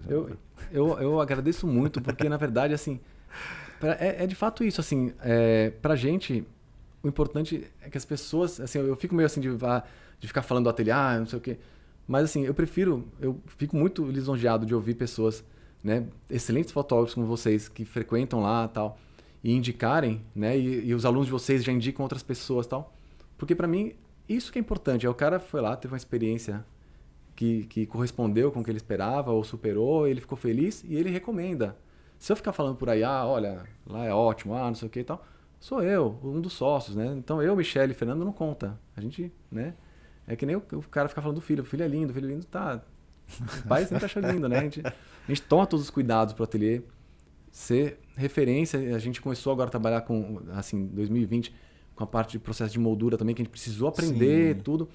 Então, assim, a gente se dedica muito. E vocês têm uma alimentação lá, né, com produção de moldura, porque eu acho que o ambiente não pode ser contaminado com resíduo, né? Nenhum. A gente teve que contratar um espaço fora do ateliê para fazer a parte de corte, que é o Fab Lab, que é parceirão nosso, que é na mesma rua, na frente da gente ali. Então, o estoque, o material fica tudo acondicionado lá no ateliê, que a gente tem condições de controle de umidade, temperatura em todo o ambiente. Esse material, as réguas, né, vão para essa marcenaria do outro lado da rua, os cortes são feitos e voltam, então a parte de grampear, colagem, montagem, corte de vidro museu, fica tudo lá, porque a gente tem todo o controle, fuan, passe-patou, tudo fica dentro do ateliê. A última sala virou uma sala que a gente faz as montagens. Eu lembro de quando assim, começado a ouvir falar sobre impressão fine art e saber que tinha um impressor aqui, eu fiquei imaginando, Bettini, que seria um negócio assim inacessível de caro, cara. E depois eu vim descobrir que não, assim, que inclusive eu acho que vocês têm uma política super interessante de fazer com que isso não fique inacessível. Sem dúvida. Porque assim, é isso, não adianta a gente... Primeiro, meu medo É caro fazer fine art? Então, eu não é caro fazer fine art, ainda mais comparando com o que as pessoas oferecem como quase fine art, ou o que chamam de fine art, né? Uma das vantagens da empresa certificada é que eu tenho acesso à compra de maneira muito mais competitiva do que era antigamente. Imagina, a gente está fora do eixo Rio-São Paulo, onde todas as distribuidoras dos materiais de conservação ficam. Então, eu preciso comprar papel, são 3 mil quilômetros para chegar. Né? Isso Então, logística pesada. Né? Isso. Então, assim, hoje, né, a parceria com esses fornecedores permite que eu tenha preços competitivos com qualquer lugar do Brasil. Né? Eu posso produzir para qualquer lugar do Brasil com preço competitivo, porque eu consigo comprar de maneira que eu não fique um passo atrás. Né? Então, se for para pensar numa fotografia que pode durar tanto tempo quanto uma impressão fine art... Quanto tempo? Dependendo da maneira de você conservar, existem estudos que podem superar 300 anos. Lógico que isso tem a ver com controle de umidade. Na condição parede de casa, dá uns 100 anos, mais ou menos? Talvez menos. Porque o que acontece? Associado à impressão está a maneira como ela está exposta. Não só o ambiente, mas existem, por exemplo, você pegar o que é muito comum hoje, impressão em canvas. Né? Geralmente quem imprime em canvas não coloca vidro. Então, ali está suscetível a qualquer alteração de temperatura, umidade. Agora, período pós-pandemia, né, o que a gente mais tem por aí são higienizadores, limpezas com coisas alvejantes, coisas assim. Tudo isso está na atmosfera daquele ambiente ali e pode contaminar e pode acelerar muito a degradação de uma obra. E existem cuidados, né, assim, existem montagens que já preservam mais. Até vidros museológicos, que depois eu posso mandar uma foto para vocês verem também, que é um vidro que a grande graça, todo mundo fica impressionado, porque é um vidro invisível, você não parece vê. Que tem vidro. As pessoas ficam botando o dedo assim, né, sensacional. Para ver se tem vidro. É impressionante, né? Mas ele tem proteção UV altíssima, então são níveis de proteção que a gente vai colocando dependendo do tipo de montagem e para que você precisa dessa conservação para aumentar essa vida, né? Então, assim, você tem uma fotografia com uma tiragem assinada por um bom artista que você quer preservar, não é recomendado deixar ela sem moldura, sem vidro, sem nada, né? Então, assim, a melhor condição sempre vai ser dentro de um ambiente controlado de temperatura, umidade, luminosidade, né? Mas ninguém vê. Então, assim, num acervo, numa mapoteca, ele vai durar muito tempo. Na sala de casa, menos. Numa galeria, um pouco mais. Numa sala de casa com um vidro museu, um pouquinho mais. Se não bater luz do sol, melhor ainda. Então, vai dependendo. Hoje, LED é uma iluminação que a maioria não... Ela é menos agressiva? Ela não tem UV. Né? Que uma lâmpada de Croix, uma lâmpada par 20. Vai ser a tendência agora é que tudo seja LED, né? A eficiência da luz de LED é muito maior. Então, assim, vai melhorando. Né? Mas, assim, é aquilo também, assim, você precisa... Qual nível de conservação você precisa para aquele trabalho? Às vezes, para mim, é mais importante não ter vidro, porque é uma coisa decorativa, uma foto ali que é para combinar ali bonito na sala, e que daqui 5, 6 anos, 10 anos eu vou querer trocar. Né? Já uma foto que você não tem como trocar, uma foto que você precisa de um cuidado maior, tudo bem, aí você coloca... É o propósito, né? Eu fico imaginando que essa impressão fine art, ela é uma coisa assim, além de cara, que a gente já sabe que não é, porque tem uma série de questões que você pode, na política da empresa, fazer para a foto ficar barata. Sim. E vocês têm feito isso. Mas eu fico imaginando que o valor que se agrega quando você promete que aquela foto ela não vai derreter o pigmento, ela não vai amarelar, pelo menos num espaço de 1 a 2 gerações, isso é extraordinário. Às vezes a pessoa fala assim, mas eu preciso fazer, eu faço em outro processo porque meu cliente não quer pagar, né? Mas aí, se o cliente sabe a diferença que ele pagaria para ter, certamente ele vai escolher, porque isso às vezes representa muito pouco do preço final da obra, né? E você vai ter uma fotografia que não vai se desmanchar, que nem você falou. Tem impressão a partir de quanto lá? Valor mínimo de impressão. Então, a gente imprime a partir de tamanho A4, que está a partir de R$30. R$30 o A4. Eu lembro que vocês tinham... Papéis de alfa-celulose, né? Aí tem papéis de algodão, papéis de... Que são mais caros. Então, depende do processo de fabricação. Tem papel que é mais complexo, né? Então, a gente compra papéis com vários tipos de processos, todos de longevidade, mas por exemplo, geralmente um papel de alfa-celulose, ele é muito mais barato do que um papel de algodão ou um papel de fibra de cânhamo, de bambu. Alguns papéis são mais caros, porque o processo também de fabricação, né? Tem papel que é feito em mesa plana, mesa redonda, aí entra numa... Vocês tinham uma série, acho que era chinesa, né? Awagami, uma coisa assim. É. Tinha o que de especial nesse papel? Que eu lembro que a gente teve uma conversa com ele que eu fiquei impressionado com a delicadeza dele, com a beleza do papel em si, né? O japonês, ele tem esse cuidado, né? Essa relação com o papel muito grande. É japonês. Tem uma linha toda feita à mão, então assim, são papéis artesanais, né? Alguns deles usam água de degelo para fazer o processo de branqueamento. Então, assim, não é o ano inteiro que eles conseguem branquear os papéis. Então, você tem o mesmo papel com um tom mais quente, um tom mais frio.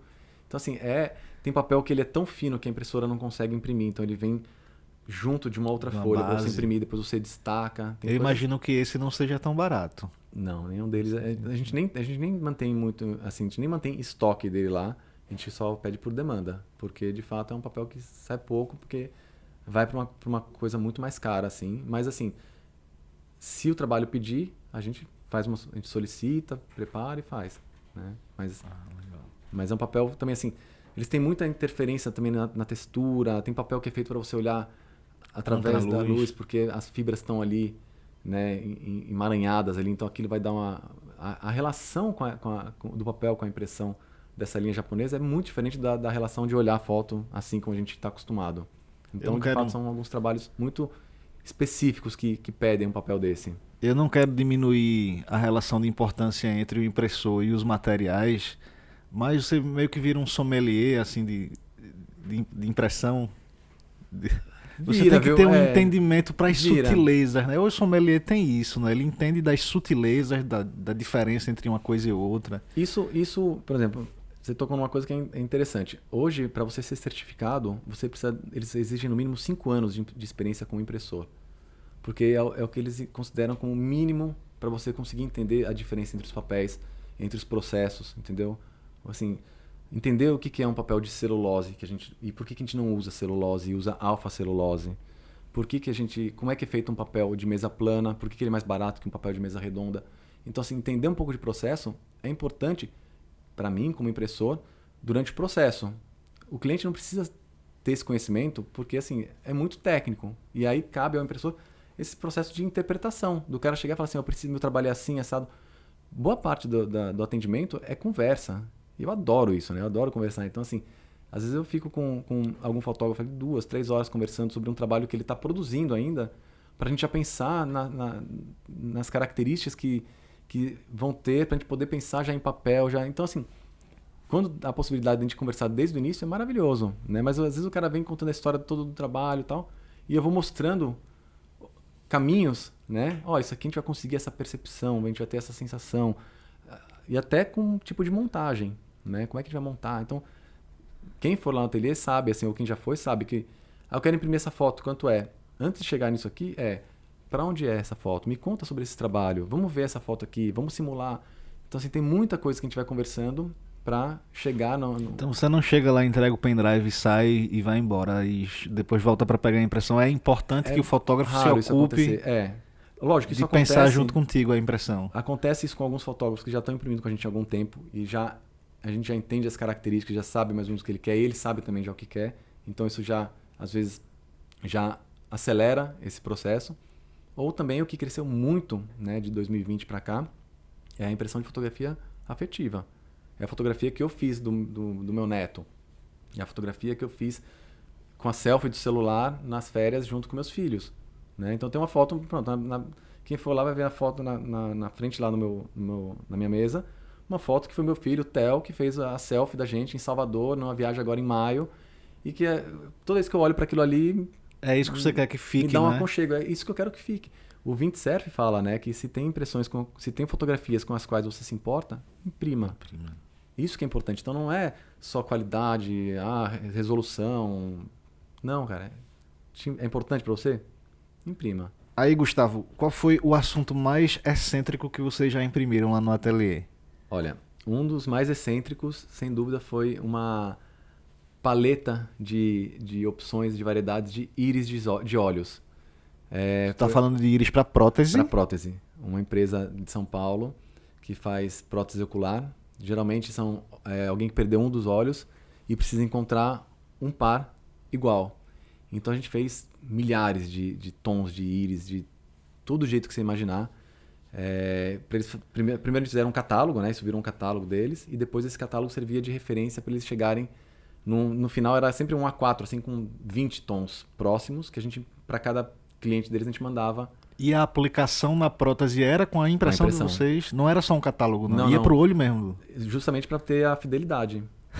Então eles precisavam de uma coisa que fosse exatamente igual. Porque imagina, um olho do lado do outro, se tiver diferente um pouquinho, diferente, chama atenção. Um David Bowie. Um David Bowie, exatamente. Tem seu charme, mas não era a intenção, né? Se a pessoa quisesse colocar um olho também de dragão ali, tinha. Mas tinha de tudo, assim, de tons, coisas que você nem imaginava. Tem que ser assim. muito preciso.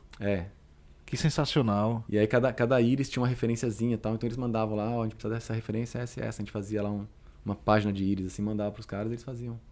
Muito legal, né? Muito legal. E o que é que tem de mais recorrente lá no ateliê? Porque eu sei que o fotógrafo pernambucano, ele é naturalmente bairrista e ele fotografa muito o estado, a cidade. Sim. Mas é a cidade de Recife, Pernambuco em si, o assunto mais recorrente? Olha, ou eu estou enganado? Eu acho que Rua do Bom Jesus, tem Rua da para Aurora, caralho, né? E Marco Zero. Torre de Cristal. O top 3 são essas aí.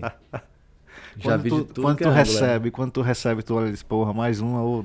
Não, cara, porque assim, isso que é muito legal. Porque assim, cara, e depois que ela foi eleita, né, uma das ruas mais bonitas, é muita foto. E não tem uma igual a outra. E se você for olhar, não é nem, assim, não é que é parecida. Cara, cada um vê numa... É muito legal você perceber o olhar das pessoas, né? Então, assim, cada um mesmo olhou e se comoveu com aquele... Talvez o cara até vá fotografar com alguma referência, com alguma ideia, mas quando ele chega lá, ele vai encontrar alguma coisa que aquilo vai tocá-lo de alguma maneira, aquilo vai sensibilizá-lo de maneira e aquilo ele vai levar para a foto dele. Então, não tem uma igual a outra. Cara, eu acho sensacional. E eu fico imaginando que esse teu excesso de exposição, a fotografia dos outros, de alguma forma, vai repercutir na foto que tu vai fazer. Porque eu sei que passa muita fotografia assim, maravilhosa lá no ateliê, porque eu sei os fotógrafos que vão imprimir lá. Sim. Então, isso tem feito, de alguma forma, influência na fotografia que tu faz hoje, porque Gustavo Bettini, além de ser um impressor, ele também é um fotógrafo ensaísta, e a tua fotografia deve ser produto das coisas que estão sendo colocadas para dentro, eu acredito. É aquela máxima, né? Que a gente não fotografa, a gente fotografa com toda a nossa cultura, né? Então, sem dúvida, assim, não só com as fotografias que eu vejo, né? Porque é isso, assim, eu vejo muitas exposições ao longo de um ano, eu vejo muitas fotos individuais ao longo de um ano, mas eu converso muito com artistas, né? Porque, assim, além do privilégio de ter esse contato próximo com muitos artistas, o ateliê funciona dentro de uma galeria de arte, né? Que é uma outra empresa, mas que está ali junto da gente. Né? Parceira, né? Então, assim, eu convivo muito com artista, troco muita ideia, né? E isso é fundamental, porque é bagagem. Conversa, para mim, é muita bagagem, né? Assim, música é bagagem, filme é bagagem, tudo é bagagem. Às vezes o pessoal fala assim, indica uma série, né, pra eu ver de fotografia e tal. Cara, geralmente eu indico alguma coisa que não é de fotografia, mas que tenho certeza que vai influenciar positivamente na fotografia da pessoa, vai de alguma maneira...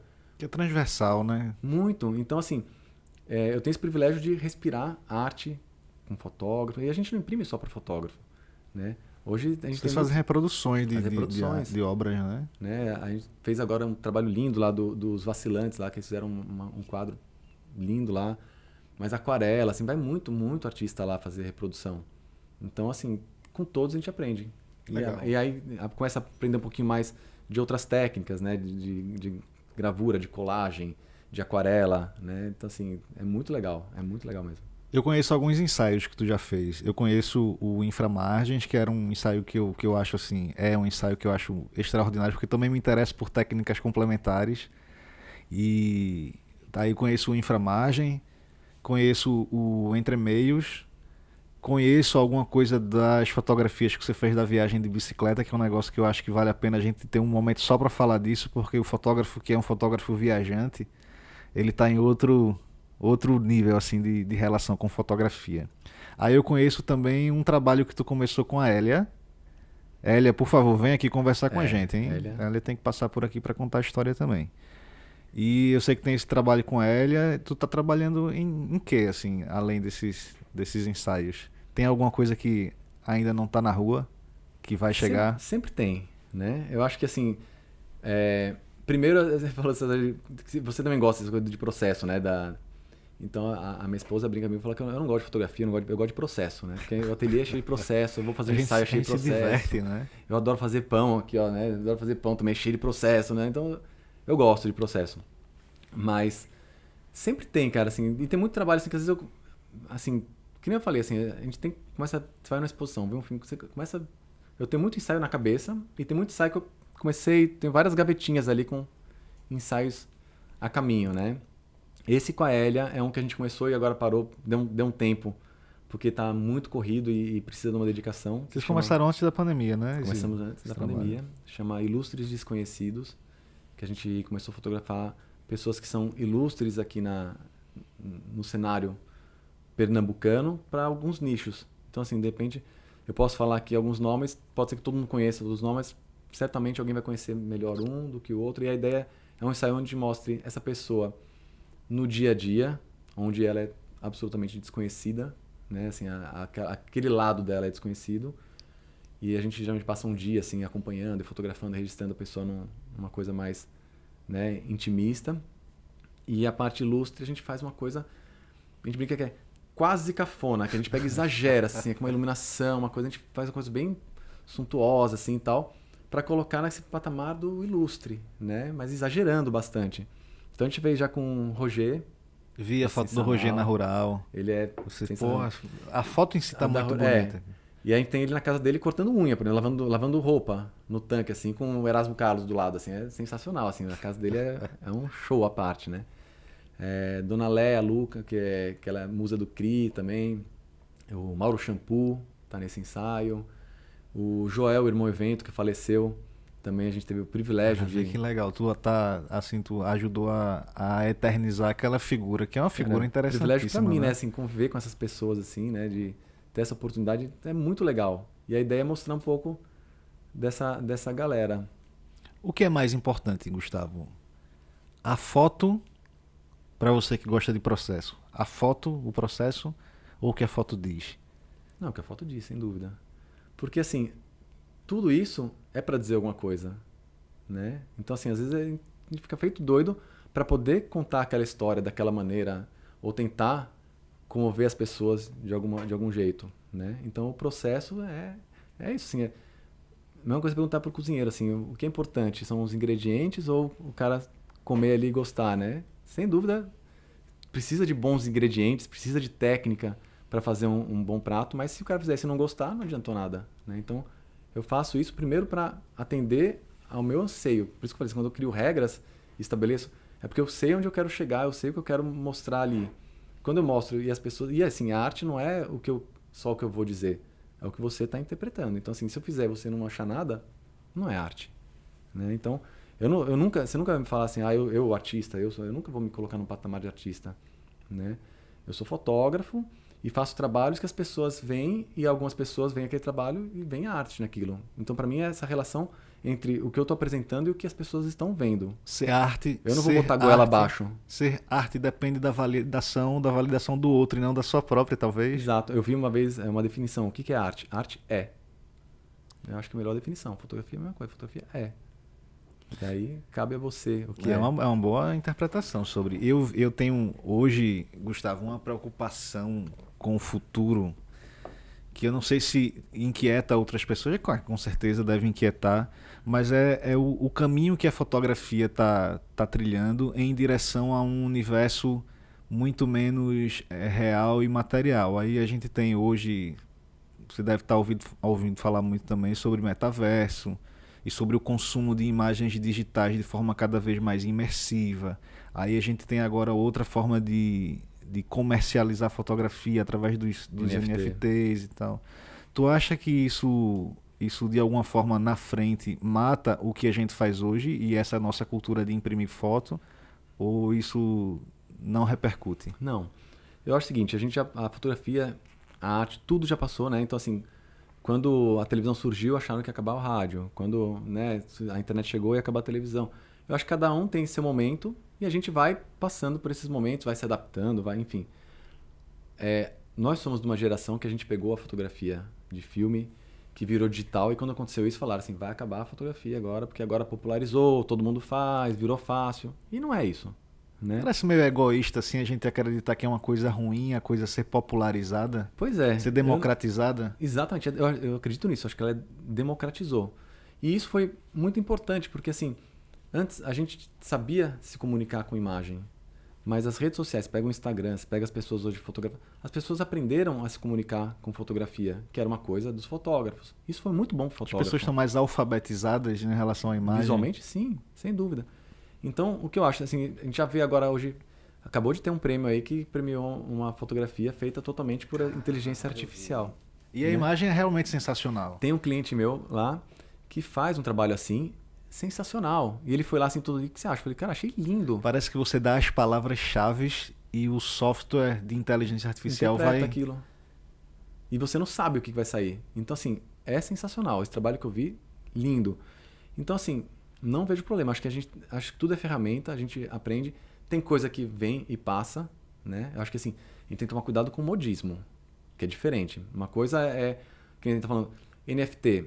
Legal, não sei se isso perdura muito tempo. Mas, por enquanto, vamos entender como que é, em vez de a gente ficar brigando com ele, vamos entender por que as pessoas estão precisando fazer NFT, né? Quando o Duchamp pegou o Mictório e colocou lá, as pessoas, meu Deus, o Mictório não é arte. Mas o que ele queria com isso? Qual a intenção dele? Por que até hoje a gente fala disso? Né? Funcionou, né? Quando colam uma banana com silver tape na parede, vê um cara e come, sabe? Então, assim, em vez de a gente se horrorizar, será que a intenção não é essa? Será que o que as pessoas querem com isso? Então, assim, mais uma vez, não vamos sofrer com antecedência, vamos vendo. Acho que é importante a gente acompanhar, ler, estudar, mas não se apavorar, porque é isso, assim, NFT tá aí, tem um propósito legal. As né? pessoas parecem que precisam, as pessoas parecem que precisam se permitir serem provocadas pela arte. Exato, né? As pessoas até hoje caem nessa, né? Da arte. Cara, né? Então, assim, agora, modismo é perigoso, né? Moda passa. Né? O pessoal usava ombreira nos anos 80. Né? Então, assim, passa. Né? Então, cuidado com o que a gente chama de arte hoje, se não é uma ombreira. Que daqui a pouco ninguém vai falar, putz, não aguento mais olhar para isso. Mas aí isso acho que cabe a todo mundo desenvolvendo sua bagagem cultural, de começar... É lógico, assim, o que eu falei, arte é o que você sente. Mas, assim, vamos abrindo o repertório, vamos começar a conhecer outros artistas, outras formas de arte, vamos permitir isso, né? Ao invés de ficar, não, isso aqui eu não aceito, isso aqui não é arte, isso aqui eu gosto, isso aqui eu não gosto. Né? Isso aqui tá na moda, isso aqui não tá. Só consome ou não consome, né? Exato. Eu acho que a gente... toca ou não. A gente vem de uma cultura de crítica do trabalho do outro. Que lógico, você vai ler o trabalho de alguém, você tem uma interpretação pessoal sobre aquilo. Sim. Mas toda vez que a gente verbaliza uma crítica destrutiva, depreciativa, a gente não está contribuindo com a arte, a gente está, pelo contrário, né, fazendo com que esse universo artístico ele vire um ambiente tóxico. Total. Sabe uma coisa que eu gosto muito de fazer em exposição? É entrar e não ler o texto de apresentação, o texto curatorial de cara. Porque eu quero entrar e ter a minha percepção primeiro sobre aquele trabalho, para depois ler a respeito dele. Então eu acho isso muito bacana de você vai perceber a exposição de maneiras diferentes. E não tem melhor ou pior. O que vai ter a minha interpretação era essa. Quando eu li, eu entendi de outra maneira e, pô, legal, eu não tinha visto isso. Aí você vai de novo ver, sabe? Se permita fazer uma coisa dessa. Né? Porque Curtir a arte, né? As pessoas, eu nem vou ver isso aqui porque eu não gosto. Eu nem vou escutar essa música porque eu não gosto. Esse gênero é não sei o que lá, aquele gênero é não sei o que. Quando você começa a já criar... Né? As cascas. Não você pode escorregar nas cascas também. Você fica sem expandir, né? Exato. Parece que você não cresce. Tem um tipo de conduta de vida, a gente não vai julgar valor das coisas, mas quando você se enche de muitas cascas, você deixa de expandir, né? Então, Sim. assim, eu acho que descobrir coisas novas com a arte é o grande barato da arte existir, né? Ela lhe levar para lugares incomuns, levar você para lugares que a sua rotina não deixa você ir. Isso. A arte, quando ela começa a ser dogmática demais... Porque tem as duas coisas. Tem isso de você não aceitar arte, ou então da arte ser colocada a pulso. De alguém chegar e falar, isso aqui é arte. Aí você fala assim, caramba, é arte? Eu não tô achando. Por que que é arte, então? Assim, porque às vezes é isso. Às vezes começa a se criar uma coisa que vem de cima para baixo, dizendo, ó, isso aqui é arte. Se você não gosta, você não entende. E as pessoas começam a reproduzir que, tipo, eu gosto. Eu gosto porque eu ouvi falar que é bom. Mas será que é bom mesmo? Ou será que eu tô reproduzindo o que estão dizendo que é bom? Por isso que eu não gosto dessa história do artista ficar se denominando, eu sou artista, eu fotógrafo, eu faço arte. Olha, O inverso Porque disso também é verdadeiro. Tem gente que vai achar ruim uma expressão artística e é ruim para quem, né? Por Exato. quê? Mas se ela ficar nisso, ela não se permite gostar ou desgostar. Né? Eu acho que você tem que ter essa liberdade. Gostei. Todo mundo achou uma porcaria, mas eu gostei. Legal. Ou então ao contrário, todo mundo achou lindo e eu não gostei. Se Entender expresse. que é isso mesmo, né? Que Entendeu? a arte é isso. Porque é isso, às vezes a pessoa fala assim, eu não gostei, mas eu tenho que fingir que gostei. Né? Ou o contrário, né? Tem isso. Bettini, eu queria trazer um último assunto para a mesa, que eu acho que é uma coisa super interessante de se conversar, porque não é uma temática recorrente nas rodas. Eu sei que o ateliê de impressão hoje, você enquanto impressor e o ateliê de impressão, tem alguma relação com o cuidado, os cuidados e os acervos de alguns fotógrafos. Como é que é essa coisa? Eu acho que vocês têm alguma relação com o acervo do Alexandre Severo. Como é essa relação? A gente não é queria um entender serviço que a gente mais. presta. Especificamente sobre o trabalho do Severo, o que acontece? Severo é um grande amigo meu e do Fernando, né? A gente foi muito próximo. E quando ele faleceu, a família pediu uma certa orientação e ajuda com os HDs, o que fazer, como é que... Às vezes alguém precisava de uma fotografia para algum festival, alguém precisava... Então a gente começou a ajudar nesse aspecto de vamos tomar cuidado. Preservação. Preservação. É um festival, tá? Vamos falar, olha, dona Rita, mãe dele, eles estão precisando de uma foto para uma projeção, então a gente não precisa mandar ela em alta resolução, a gente vai mandar já na resolução adequada, né? A gente começou a cuidar para eles, a gente fez uma exposição em homenagem a ele, né? E aí a gente tem esse cuidado de que se precisar alguma coisa, a gente imprime, a gente cuida, a gente ajuda nessa coisa do material, assim, não se perder por aí, nem ficar muito solto, né? Mas foi um pedido da família, né? Então, assim, a gente faz especificamente com o trabalho do Severo. Agora, a gente tem todo esse cuidado com todo o trabalho que tem lá, porque a gente imprime conteúdo sensível, né? E o que é uma coisa legal também, por exemplo, às vezes tem alguma foto de nu, alguma coisa que uma mulher quer presentear, quer fazer impressão, mas não quer que aquilo eu se faça veja. público, né? Então, o que é legal? Lá no ateliê, somos 3 sócios hoje. O Fernando, eu e a Michele. Então, quando tem algum conteúdo sensível, né, que precisa ser feito, é feito fora do horário de expediente pela Michele. E é embrulhado, entregue, não passa por mais ninguém. Entendeu? Assim, existem esses cuidados. O serviço é muito personalizado. Esse material, né? ele é imediatamente excluído do HD, não fica nada lá, a não ser que a pessoa fale assim, ó, esse trabalho aqui eu vou fazer recorrente. Estou abrindo uma série aqui de fotos, vão ter 10, 20 fotos aqui. Pode deixar aqui salvo, porque sempre que eu precisar já está nos padrões adequados para imprimir. Então, assim, a gente pode manter o material lá, né? A gente não faz isso como um serviço de backup, nada disso. Mas um facilitador de, na hora que eu preciso da foto, ligou, Tá lá, né? Bettini, eu tô aqui em Uricuri, preciso imprimir essa foto aqui, tu imprime, monta a moldura que o cara vai passar aqui semana que vem para levar. Bacana. É bom saber que esses serviços personalizados e personalizáveis Sim, total. existem, né? Porque a dinâmica do fotógrafo não é fácil. E a gente precisa desses suportes, desses E que nem apoios. você falou né? das cascas. O ateliê não quer se propor a criar cascas. Por isso que eu fico meio assim, o termo fine art, às vezes começa a pessoa fala assim, não é para mim, isso aqui.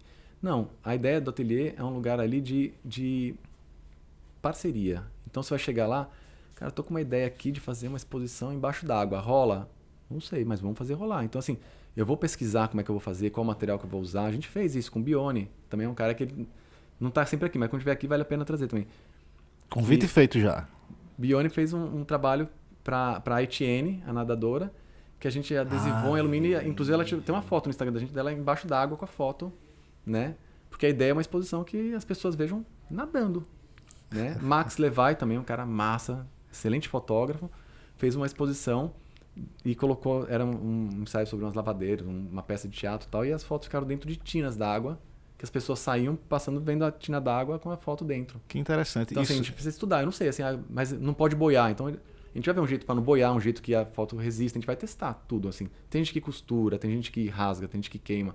Tudo isso a gente vai testar para... Então, assim, a gente não cria limitação. A gente faz tudo que tiver ao nosso alcance e se não tiver, a gente vai dar um jeito de fazer, porque a gente gosta do desafio também. Boa. Tu falou de Maxi e eu acho que eu tinha te dito que o Bruno veio aqui, o Bruno Lima. E a gente está considerando que ele é um dos caras que contribuiu muito para essa curva ascendente da cultura de impressão fotográfica. Mas ele disse aqui que não foi eu que comecei nada não. Quem começou mesmo foi Max. Sem dúvida. Max que começou a investir na cultura da impressão de fotografia. Aí eu acho que a gente tem que Mas dar porque assim, acho que as pessoas precisam conhecer algumas gerações anteriores, né? Então, Max, sem dúvida nenhuma. Você pega Fred Jordão, Roberta Guimarães. Já era uma galera que fazia muita exposição, né? Renata Vitor. E eu comecei a enumerar e me ferrei agora. Porque, assim, tipo, tem muitos nomes de pessoas que imprimem há muito tempo e fazem questão, entendeu? Eu me refiro principalmente a essa cultura da venda da fotografia como um objeto de decoração, né? Para ir para a parede da casa e tal, com esse viés mais comercial. Isso eu acho que todo mundo que faz fotografia hoje começa a enxergar a venda do quadro como um negócio e o ateliê de impressão está no meio desse processo. Eu acho que faz com que vocês tenham um nível de importância muito grande para a cultura da impressão da foto, né? É importante também lembrar a Arte Plural, onde funciona o ateliê. A gente está com 14, eles estão com 16 anos, né? Eles abriram uns 2 anos antes. Foi um espaço que já teve observatório, vários lugares de fotografia, mas a Arte Plural, ela foi sempre um espaço que abriu para os fotógrafos irem lá. Existia um negócio chamado Terça Foto, que uma vez por mês a gente tinha lá conversa, alguém apresentava, né? Era um podcast ao vivo, né? Com Alcir Lacerda, enfim. Era ali no térreo, ali, né? No térreo. Estavam as cadeiras, ficava bem interessante. Muito legal. Tem essa recordação. E a galeria sempre fez exposições de fotografia e comercializou. Então, assim, já existe essa cultura da impressão da fotografia para decoração, para coleção. Antes dessa geração nova. Muito. Então, assim, eu acho que as pessoas estão aprendendo a entender a fotografia como a arte, como decoração, mas como linguagem. Sim. Né? Então, acho que na hora que a fotografia as pessoas entendem, acho que isso tem muito a ver com redes sociais, com as pessoas a entenderem a ler uma fotografia, essa alfabetização visual, né? E acho que isso fez as fotografias irem para a parede, as pessoas... Tem razão. Faz muito sentido. E, Gustavo, a gente já, perto de acabar a nossa conversa, eu queria que você agora falasse para o espectador do Fotoprosando o teu último recado. Se tu quiser chamar a galera para ir no ateliê, se tu quiser dar uma dica aí, uma recomendação para quem está querendo se envolver com fotografia, quem quer imprimir quadro, por onde é que começa? Esse é teu texto agora. Para a câmera 3? Para a câmera 3, aqui, onde acendeu a luz vermelha ali. A luz vermelha, pronto. Fica à vontade, cara. Bom, eu acho que para todo mundo que quiser conhecer um pouco mais sobre o processo Fine Art, conversar sobre fotografia, tomar café, né? As portas do ateliê estão abertas, visitar uma exposição, porque a experiência de chegar no ateliê é através de uma galeria de arte e a cada 2 meses as exposições mudam, né? Então é uma experiência muito legal. E vai lá conversar comigo, com a Michelle, vai visitar as exposições, vem mostrar o material, porque a gente gosta de ver, a gente gosta de participar, a gente gosta de dar pitaco, né? A gente tem o maior prazer em apresentar, né? Eu fico muito feliz sempre que professores, escolas levem os alunos lá pra gente, porque para mim é uma oportunidade de apresentar, mostrar um pouco o processo. Mas quem quiser lá conhecer o processo do ateliê, ver o espaço físico da gente, enfim, tá? Convite aberto. As portas estão abertas lá. O Instagram é Ateliê de Impressão, ateliê com ER, ateliê de impressão. E o meu é Gustavo Bettini, o Instagram. Massa, vai aparecer aqui na tela também nas legendas da gente, pra galera não deixar de ir. Gustavo, meu irmão, muito obrigado pelo papo. Eu que agradeço, foi uma delícia. Irmão, eu queria continuar conversando e eu acho que essa conversa ela se desdobra depois também em outras oportunidades que eu sei que a gente vai ter. Ó, vocês que estão assistindo o Fotoprosando, não deixem de nos seguir nas redes sociais, não deixem de curtir esse vídeo, de comentar, de compartilhar e, enfim, ajudem o canal a permanecer ativo, porque essa é uma chance que a gente tem de escrever a história da fotografia que a gente tem feito por aqui. Então, muito obrigado vocês que ficaram assistindo até agora. Eu não posso deixar de lembrar que esse programa ele é um oferecimento da Escambo Fotográfico, da Locadora Fotográfica, do Recife Image e da Escola Pernambucana de Fotografia. Sem o apoio dessas empresas, o Fotoprosando não seria possível, então muito obrigado. E Gustavo, mais uma vez, valeu. Obrigadão, eu que agradeço. Até a próxima. Até. Galera, tchau.